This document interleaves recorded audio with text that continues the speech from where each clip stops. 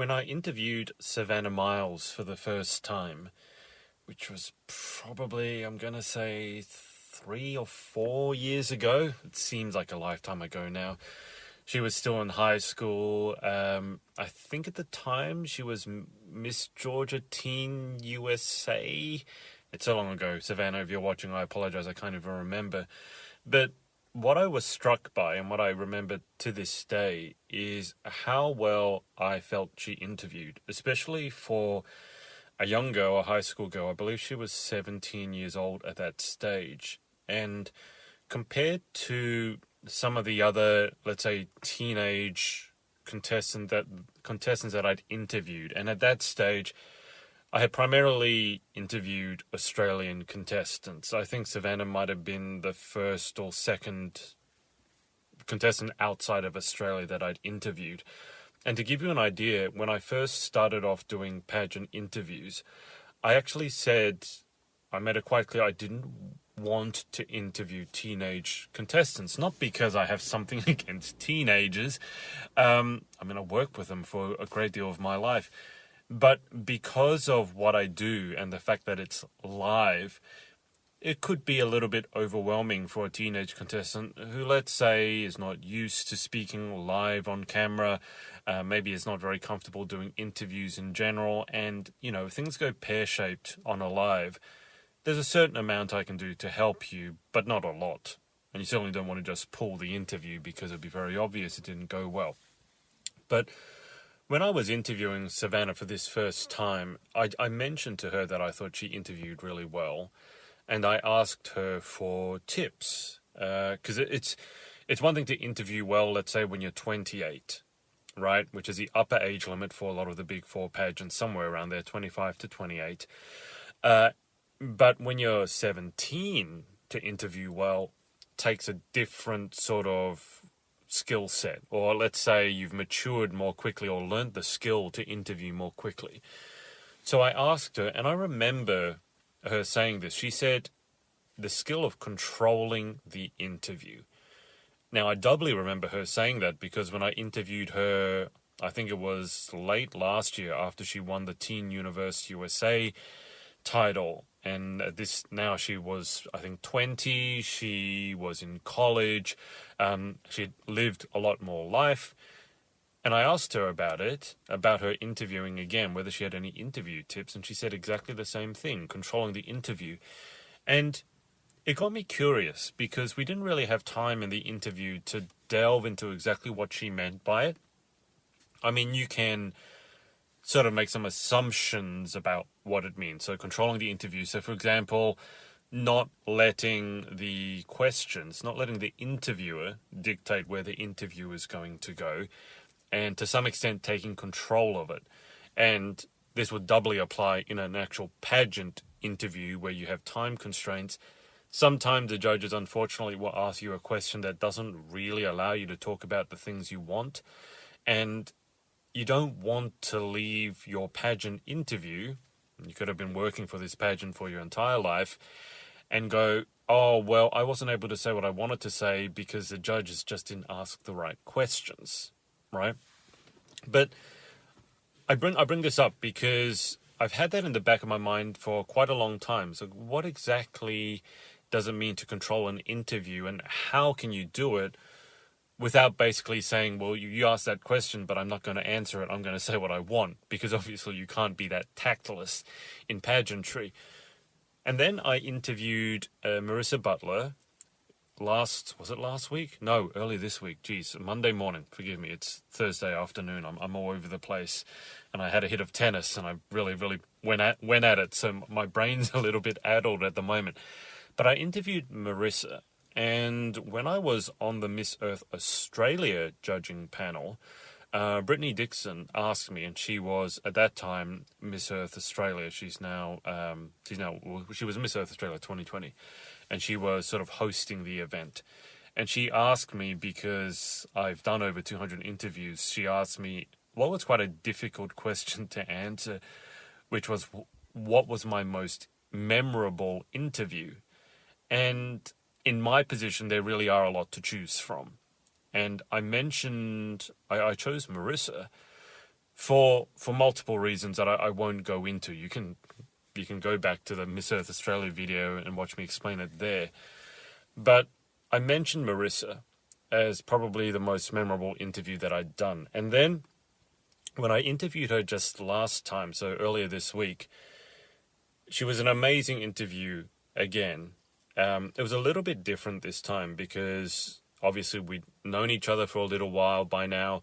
She'd also appeared on one of our podcast episodes right after she'd won her Miss Earth USA title. So there was a bit more familiarity. So you could see in the interview, she was, I wouldn't say more at ease, but we sort of had a few more jokes around each other. There was some sort of good-natured ribbing, especially, when talking about her and her fascination with listening to lightning storms, and me laughing when she said that she could talk to her dog, and her dog understood. She said, "Stop, don't laugh at me." So, but what clicked in my head at that point was, I think I understand what this controlling the interview means. Because if you watch my first interview with Marisa and you just see how long it is, it's about an hour, 23 minutes, almost an hour and a half. Now, even by my standards, that's a long interview. Normally my interviews will be around the hour mark at least, maybe a little less, maybe a little more. I'm trying to keep them under an hour these days. But with Marisa's interview, it was an hour 23. So I was kind of wondering, why did it go so long? Did we talk about a lot of different things? Yes. Did I talk too much? I try to talk as little as possible during interviews. And what I noticed from going back through the previous interview and then watching some of the other interviews Marisa had done with other interviewers before we did our most recent interview, and then again in our most recent interview, what the skill that Marisa has, and in terms of controlling the interview, is no matter what question the interviewer or I ask, it's very clear. If you watch, and I strongly encourage you go to what, it doesn't have to be the interview I did with Marisa, of course I'm biased. I like to think my interview was the best. But watch any interview, and I think this says something, any interview that Marisa does, and when she's asked a question, she uses it as a chance to tell a story or to point something out. And she does it in a very tactful way. It's not obvious at all, which is why I didn't clue on to it in the first interview.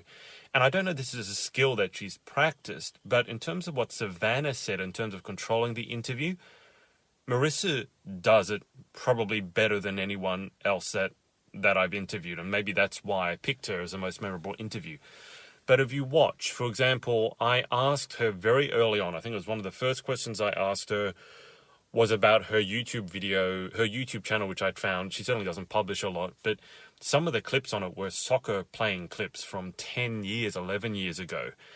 And as it transpired, those were the clips that she used to get a scholarship into, I believe it was Stonehill College. So those are clips that, if it's anything like tennis, that talent scouts look at and go, oh, okay, we'll offer this one a scholarship, we won't offer that one a scholarship. And there was a particular humorous clip where a girl scored a goal against Marisa, but it was a blatant handball, but the ref didn't see it. And I brought this up to her, and first thing I think you should notice from that is that she actually laughs very spontaneously. That's an important skill, okay? So she's able to show that in the moment she's able to laugh, have a good time. Secondly, she then told the story about the clips. She didn't just say, oh yes, there's a YouTube channel. No, she told the story about why those clips were there. So she told the story about those were the clips that she used in order to get a scholarship into Stonehill, where she was, and then et cetera, et cetera, et cetera. So she used it as a chance to tell the story. And then I mentioned the handball clip, and then she used that as a chance to tell the story as to the fact that her dad had taken those clips, why her dad had taken those clips was basically so he wouldn't be able to talk to the ref. And then she even told the story as to why that clip was there. And she didn't just say, oh yeah, that was upsetting, this girl did that and she shouldn't have done that and I was annoyed. No, she told the story as to why she was the goalie, in fact, was because her team was so bad that basically she got put into goalie. And she mentioned this fact that she had the most, I think statistics, most shots at goal against her in the state of Maine. And again, that was basically because her team was not very good. And then. So from one or two simple questions, not only, and again, she started by laughing, so she can show that she's spontaneous, she's not anxious, right? But then she took it as a chance to highlight something that you would remember even after the interview, which was, oh, Marisa used those clips to get scouted for college soccer, for a scholarship, and, her dad, etc., etc., because humor is a really good way of being memorable, but the underlying skill set is being able to tell a story. Because this is why, for example, we'll sit down happily and watch a 3-hour, well, most of us will be happy to sit down and watch a 3.5-hour superhero movie, but we're bored within 3 minutes of sitting down at school. Because when you sit down at school, you're not told this wonderful story. You just start getting told all this stuff that you don't want to know, and you know that you're never going to need to know this stuff anyway, right? So she tells that story, but she uses it to highlight some of her qualities, for example, on that one. So the fact that she got a scholarship into college, the fact that she's an athlete, right? The subtle fact that she has this weird record in the state of Maine, and she's not bragging about it, but it's like, oh, it's kind of cool, right, to be a record holder. And, she tells a story, it's a funny story, and so she's able to engage the audience in this case, because it was a public interview, or if it had been in a pageant interview in a closed setting, it would have engaged the interviewer. They would have had a bit of a laugh, and now the interviewers engage with you. They're on your side because they find you interesting. They know you can have a bit of a laugh. There's a little bit of a quirky story. But, also, this girl, she's a college athlete, and she got a scholarship for that. That's good. I don't know if it was a scholarship. I shouldn't... I sometimes get confused with all the stories that I've heard. But I know that she played sport in college for multiple sports. College, it was... not college, soccer, cheerleading, and lacrosse as well, the sport that I've never... We don't have lacrosse here in Australia. But anyway... She's very successful, that's the moral of the story, and she used the question and controlled the interview by telling that story. And the final part to controlling the interview is, yes, you take the question, you use it as a chance to highlight some of the things that will show you in a good light. And that's not bragging, that's what you want to do. What are you going to do? Go into an interview and not talk about the stuff that makes you a great person? You're going to talk about all the reasons that put you in a bad light. You're not going to do that, right? And it wasn't done in a bragging way at all, but I'm just wary when I'm telling you this. Take your question and use it as a chance to shine the light on the best parts of you. You might go, oh, but that's bragging. No. No, this is what you got to do, right? In a pageant interview, it's basically like a job interview. This is the right time to big yourself up, and you can still do it in a tactful way. But my point is, the other thing that's very noticeable, and again, watch interviews with Marisa, when she is done talking, silence, stops. So now the interviewer knows that she's finished, and the interviewer gets to ask the next question. And this is really important as well, because some of you will have a little syndrome when you go into interview, whether it's a public interview or a private one, and we like to call that syndrome verbal diarrhea, which is where you just never stop talking. And then you like to think that it's kind of charming and you laugh it off. And sometimes you actually think it's a good thing because you're very engaging and you think you're very funny. You might be very funny, right? The problem is, in a pageant interview, it's very, very time poor. I've heard of interviews where you only have 3 minutes to get through the whole thing. So learning to be succinct, learning how to wrap it up. So how to take control of the interview, use a question, whatever it is, to shine the light on a quality that you want to show or an aspect of what you achieved, and then be able to wrap it up succinctly so that the interviewer can ask you a next question is really, really important in a closed interview, in a pageant interview. And even, let's say, if you're having an interview on a YouTube platform or an Instagram with a pageant blogger, it's very important that you do know how to wind your question up. Because contrary to your belief as how entertaining you might be, and look, you might be, the fact is we're all very time poor, and our attention spans aren't very good these days. So you don't want to be the person that flogs a dead horse, keeps going on and on and on, and then you just watch the viewership numbers drop because you think you're funny, but the audience, even if they think you're funny, have just had enough, or they have to go to sleep, or they have to go to work. So I want you to watch Marisa's interview.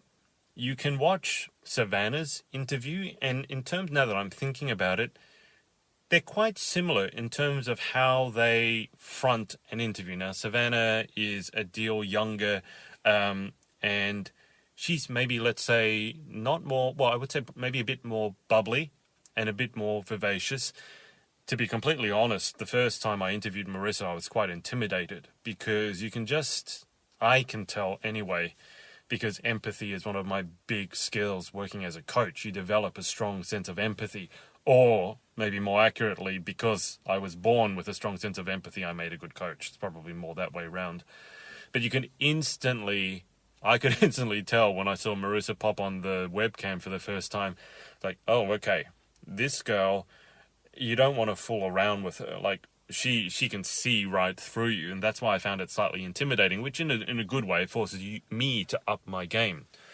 But if you watch the mechanics of controlling the interview, so first off, as I said, it still has to have that element of spontaneity. So interviews with Savannah, I've interviewed Savannah twice, I've interviewed Marisa twice, and in fact, I've both had them on the podcast once. And, they are a joy to be around, right? Slightly different energies, but they fill a room. So you need to have that element of confidence and being at ease, which some of you already have, some of you will need to work on it, and I will say having more practice with it certainly goes a long way. Then secondly, you take whatever question you're given, and you don't just give a yes or no answer. But you also don't just start babbling. You control the interview. So you use that question as a chance to highlight a quality of yours, or highlight an aspect of yours, or an achievement of yours that you want to talk about, that paints you in a good light. And you do it by telling a story. Remember what I said, one of the biggest skills you can develop is that skill of storytelling. So again, that's one that will get a lot easier with practice. But you tell a story that's relevant and that shows you in a good light. And then that final aspect, that third aspect, is when you're done telling the story, stop. Stop. It might be a little bit uncomfortable for some of you. And I've noticed this in terms of having done 200 interviews, and a lot of them being American, and a lot of them being from the UK, a lot of them being from Australia. The Australians, us Aussies, and you Brits and the Irish tend to ramble a little bit more. And you say ums and ahs and likes a little bit too much. The Americans are much better at stopping when they're done.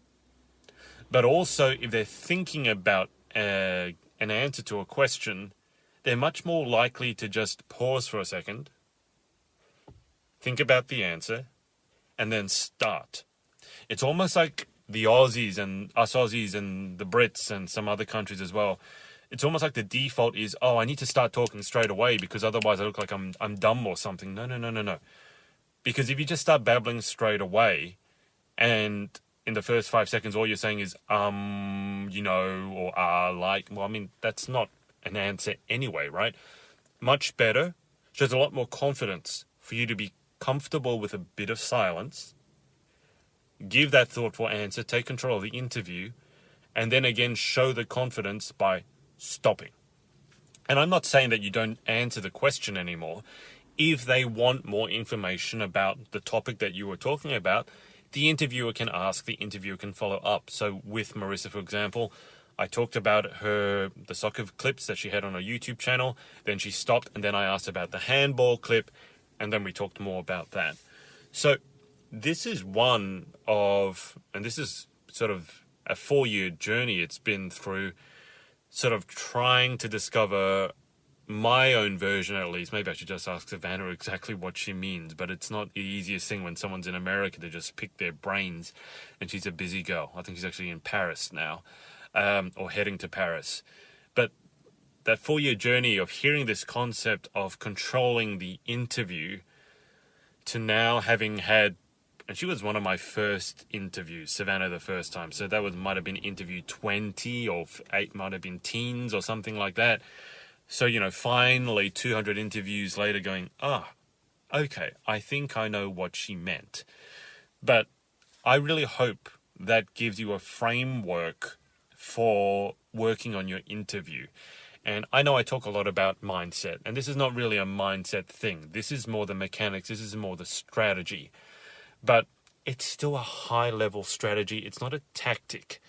Right? People will say, you should answer by talking about your platform. You should talk about this. You should talk about that.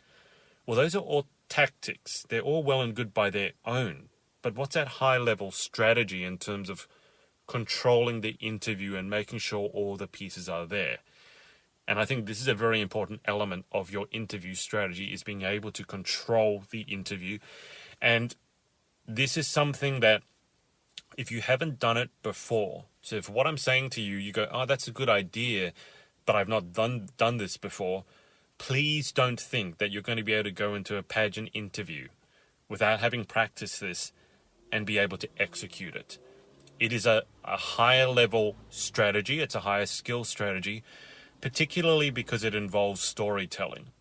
And when the elements of a good story in terms of pageant interview yes, it needs to be entertaining, which isn't a skill in and of itself, but you need to know the various aspects of you that you want to highlight with the story. Remember, I said you use a story as a chance to highlight the bit that you want to highlight. Well, again, you only get good at that by practice. And a lot of us are not very good or comfortable at telling stories. We'd rather give the yes or no answer and then sort of disappear back into our corner. But that's not going to hold you in good stead in an interview. So my wrap up to this is, please practice. And if you're going, Adrian, how do you practice? Well, if you can get on an interview show, that'll be a good chance to practice. In fact, it'll be a great chance to practice because, and I might get into trouble for saying this, a lot of interviewers in the pageant space aren't very good, right? I like to think I'm quite good, right? Maybe sometimes even very good on occasion. But a lot of pageant interviewers, they're not very good at asking questions in a sequence that sort of tells a story. So they sometimes go from asking a question about, what's your favorite joke to what's your stance on abortion. I'm like, what? And sometimes you can see the girl going, what on earth are you talking? How did we go from there to there? And sometimes they tend to ramble a little bit and they cut you off, and then you might have technical issues and you got to deal with feedback, being cut off. So really the best way to do this is reach out to some pageant blogger, see if you can get an interview. If you can't do that, just get your friend to ask you some questions. Get a friend who's willing to do this and knows why it's important to you, right?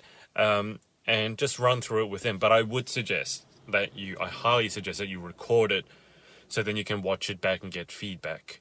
The number of people who are unwilling to look at the feedback, look at the video, whether it's of their interview or their walk, it just it boggles my mind. Because yes, when you see the footage for the first time, you'll probably be shocked and not too happy, but that's a good thing, because that means then you get to go and work on it. So confronting the truth is a good thing. Running away from it, not such a good thing. And don't just leave it to a coach either. A coach is another set of eyes, but you should know you better than the coach knows you. So that's it. Controlling the interview. If you have any questions about the skill, let me know. You can DM me, email me on info@thepageantproject.com, and get out there and watch some pageant interviews, not just to watch them, but to sort of analyze, okay, and if it's a good interview, analyze why do you think it's a good interview? What are some of the skills that the Queen has shown? And then if you happen to watch a bad interview, because there are a lot of those as well, have a look, analyze it a little bit and go, where do I think this interview went off the rails? right? What does this person tend to ramble too much? Does this person have a lot of what we call brain farts? There's ums, ahs, likes, you knows. And just start building your own little library of interview skills. Now, mindset always comes first. You can have the best skills. I've said this many times. I'm not going to flog a dead horse, but just a reminder, you can have the best skills in the world, but if your mindset, if in your mind you're anxious, you're nervous, you're tired, you're sick, those skills you're not going to be able to utilize to the best extent. So remember, 80% mindset, 20% mechanics. And this episode was more on the mechanics because, as I said, they are more important. The mechanics are important, but the mindset is by far the most important component. If you're super confident, feeling super good, even if you're not that good at interview, you can model your way through pretty well just based on your energy, right? Let me leave it there. I'll see you in tomorrow's episode.